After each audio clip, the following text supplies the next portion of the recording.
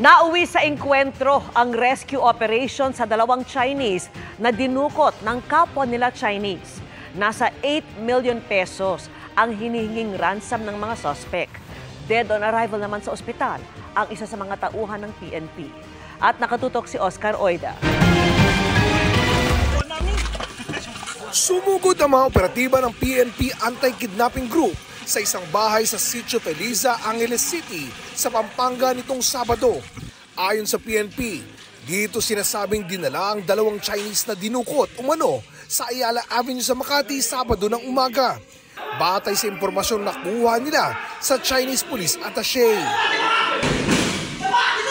Ayon sa PNP, nauwi sa engkwentro ang rescue operation sa dalawang Chinese na ikinasugat ng dalawang tauhan ng PNP Anti-Kidnapping Group na sina Police Master Sergeant Eden Akad at Police Staff Sergeant Nelson Santiago.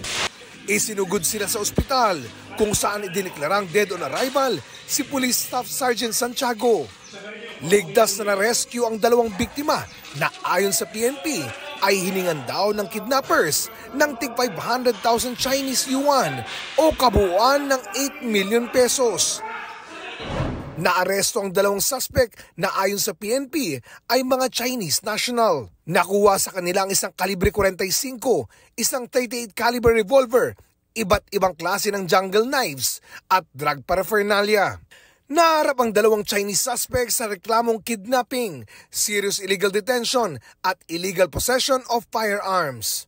Wala pang payag ang dalawang naaresto na kasalukuyang nasa AKG headquarters. Para sa GMA Integrated News, Oscar Oida, nakatutok 24 oras.